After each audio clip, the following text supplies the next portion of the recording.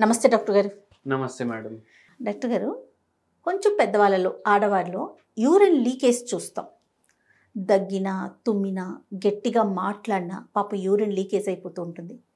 ఎంత ఇబ్బంది పడతారంటే నలుగురిలోకి వెళ్ళాలంటే బాధ, ఇంట్లో అందరి ముందు తిరగాలంటే ఇబ్బంది, ఏ ఫంక్షన్కో లేకపోతే ఒక 10 మంది ఉన్న చోటుకి వెళ్ళాలి అంటే చాలా ఇబ్బంది పడతారండి.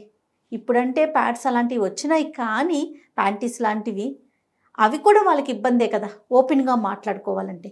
అసలు ఈ లీకేజ్ అనేది ఎందుకు వస్తుంది, ఏ వయసు వారికి వస్తుంది? ఒక చిన్న పాప ఉందనుకోండి, 5 years 6 years, బేబీ స్కిన్ చర్మం ఉంటుందా ఉండదా? మళ్ళా ఒక 20sకి వచ్చిన తర్వాత లేడీస్కి కానీ జెంట్స్కి కానీ ఎవరికన్నా 20sకి వచ్చిన తర్వాత స్కిన్ మీద రింకల్స్ ఉంటాయా ఉండవా చెప్పండి. 20sకి వచ్చినాక 20కి అంత ఉండవు కదా. ఉండవు. మళ్ళీ 30sలో రింకల్స్ స్టార్ట్ అవుతాయా? మెల్లగా స్టార్ట్ అవుతాయా? ఏజింగ్ మెల్లమెల్లగా కనిపించడం స్టార్ట్ అవుతుందా? బాడీ మీద కూడా ఏమవుతుంది, విత్ ఏజింగ్ ఏమవుతుంది, మన బాడీ సాగ్ అవుతుంది, ఎలాస్టిసిటీ తగ్గిపోతుంది బాడీలో. ఇప్పుడు నేను ఇట్లా నా బుగ్గ పట్టుకొని ఇట్లా లాగితే మళ్ళీ అక్కడికి వెళ్ళిపోయింది కదా ఇమీడియట్ గా. ఓల్డ్ పీపుల్ది మీరు ఎవరైతే ఏజ్డ్ ఉంటారో వాళ్ళ బుగ్గలు పట్టుకొని లాగండి, మెల్లగా పోతాయి, లేదా ఇట్లా పడిపోతాయి, కిందికి పడిపోతాయి.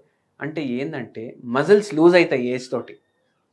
మజిల్స్ ఫైబర్స్ ఏదైతే ఉంటాయి కదా అవి లూజ్ అయిపోతాయి. ఇది ఓన్లీ మన ఫేస్ మీద రింకల్స్ కాదు, రింకల్స్ రావడానికి కారణం అది. కానీ రింకల్స్ ఓన్లీ మన ఫేస్ మీద కాదు, మన శరీరం లోపట కూడా లూజ్ అవుతాయి మసిల్స్. అంటే మన శరీరం లోపట కూడా రింకల్స్ వస్తున్నాయి, ఇన్నర్ పార్ట్స్, ఇన్నర్ ఆర్గాన్స్ మీద కూడా పడుతుందంట రింకల్స్ వస్తాయి. అయితే ఏంటంటే మజిల్స్ పైన రింకల్స్ వస్తున్నాయి కదా, ఫేస్ మసిల్స్ పైన రింకల్స్ వస్తున్నాయి కదా, అట్లా స్పింక్టర్ మసిల్స్ పైన కూడా రింకల్స్ వస్తాయి. దాని అర్థం స్పింక్టర్ మసిల్ అంటే ఇప్పుడు మూత్రాన్ని కంట్రోల్ చేసే మజిల్స్ ఉంటాయి. ఇప్పుడు మనం బయట ఉన్నాం, మనకు జర అర్జెంట్ టాయిలెట్ వస్తుంది, మనం కంట్రోల్ చేసుకుంటాం, ఎందుకంటే ఆ మజిల్ గట్టిగా ఉంది. అది మనం ఓల్డ్ అయ్యేసరికి ఏమవుతుంది, ఆ గట్టితనం పోతుంది. ఆ గట్టిదనం పోవడం వల్ల ఒక్కొక్కసారి మనం మూత్రం ఆపుకోలేకపోతాం. అది ఒక రీజన్, వెరీ ఇంపార్టెంట్ రీజన్ అది. సో మనం స్ట్రెచ్చింగ్ చేస్తాం, చిన్నపిల్లలు ఎట్లయినా స్ట్రెచ్ చేస్తారు బాడీని, కానీ ఓల్డ్ ఉన్న వాళ్ళు వాళ్ళ మసిల్స్ లూజ్ అయిపోతాయి కదా, అట్లా స్ట్రెచ్ చేయలేరు. చిన్నపిల్లలకి జర ఒక ఏజ్ వరకు రింకల్స్ ఉండవు, ఓల్డ్ పీపుల్కి చాలా రింకల్స్ ఉంటాయి. సో ఎట్లా ఏజ్ పెరుగుతుంది అట్లా ఫేస్ మీదనే కాదు బాడీలో కూడా రింకల్స్ వస్తాయి, బాడీలో ఉన్న మజిల్స్ కూడా లూజ్ అయిపోతాయి. ఇప్పుడు మీరు ఒకటి అన్నారు, దగ్గినా తుమ్మినా యూరిన్ రావడం. అదే కాదు, మీరు ఒకటి చూడండి, కొందరికి నవ్వుతే కూడా వస్తుంది. అవునండి, కొందరికి ఇప్పుడు గట్టిగా మాట్లాడినా కూడా యూరిన్ వచ్చేస్తుంది. ఇప్పుడు ఒక బాత్రూంలో వాటర్ వస్తుంది, ఒక బాత్రూంలో వస్తలేదు, ఆగిపోయింది, ఒక బాత్రూంలో నల్లు పాడైంది అనుకోండి. ఒక పేషెంటే చెప్పిన విషయం చెప్తున్నా మీకు నేను. ఆ పేషెంట్ ఏం చేసిండ్రు అంటే అది ఎత్తుకొని వేరే బాత్రూమ్కి తీసుకొని వెళ్ళే లోపు యూరిన్ వచ్చేసింది. ఎందుకు? మజిల్స్ పని చేస్తాయి కదా, వెయిట్ ఎత్తుతే ఆ బరువు మొత్తం కడుపు మీద కూడా పడుతుంది, మన మజిల్స్ మొత్తం బరువు తీసుకుంటాయి. అయితే స్పింక్టర్ మజిల్ ప్రాబ్లం అయింది, మూత్రం ఏదైతే కంట్రోల్ చేస్తుంది కదా అది ప్రాబ్లం అయి అట్లా వచ్చేసింది. మళ్ళీ ఇంకోటి ఇవే కాకుండా, అయితే ఈ పేషెంట్ ఎవరైతే వచ్చారు కదా మనకు చెప్పారు ఇట్లా, మళ్ళీ ఓన్లీ ఈ మజిల్ లూజ్ అవ్వడం వల్లనే కాదు, ఒక్కొక్కసారి ఏమవుతుంది, షుగర్ వ్యాధి ఉంది కదా, షుగర్ వ్యాధి పేషెంట్లకు మూత్రం ఎక్కువ వస్తుంది కదా, మూత్రం ఎక్కువ రావడం వల్ల మళ్ళీ ఏజింగ్ ఫ్యాక్టర్ ఒకటి, వీటి వల్ల కూడా ఒక్కొక్కసారి ఇట్లా అవుతుంది. మళ్ళీ ఇంకోటి రీజన్ చెప్తాను, అబ్బా దీనివల్ల కూడా అవుతుంది అనేసి మీరు అనుకుంటారు. మనకు మెనోపాజ్ వస్తుంది, అంటే ఏదైతే మనకు పీరియడ్స్ ఫీమేల్స్కి అవుతాయి కదా అది ఒక ఏజ్ తర్వాత ఆగిపోతుంది. ఆ ఏజ్ తర్వాత కూడా ఈ ప్రాబ్లం రావచ్చు. మళ్ళీ ఒక్కొక్కసారి ఏమవుతుంది, మూత్రంలో ఏదైతే యూరినరీ బ్లాడర్ ఉంటుంది కదా దాంట్లో ఇన్ఫెక్షన్ అవుతుంది. ఇన్ఫెక్షన్ అయితే మీరు చూడండి మూత్రంలో మంట వస్తుంది.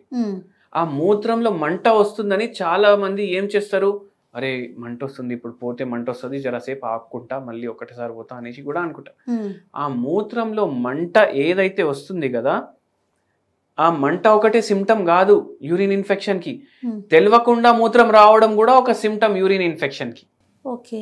ఆ ప్రాబ్లం వల్ల కూడా వస్తుంది. షుగర్ వ్యాధి ఉంది, దాని మీద ఇన్ఫెక్షన్ వచ్చింది అనుకోండి, స్పింక్టర్ మసిల్ కూడా లూజ్ అయిపోతుంది విత్ ఏజ్. ఇవన్నీ ఫ్యాక్టర్స్ కలిపి కూడా ఒక్కొక్కసారి ఎట్లా అయిపోతుంది, ఇంకా అది తగ్గదు. Okay okay. ఇప్పుడు ఓన్లీ ఇన్ఫెక్షన్ అయింది, 3-4 రోజులు అయింది, తగ్గిపోతుంది. ఒక్కొక్కసారి కంట్రోల్ కూడా చేసుకుంటాం ఏజ్ అయిపోతే కూడా.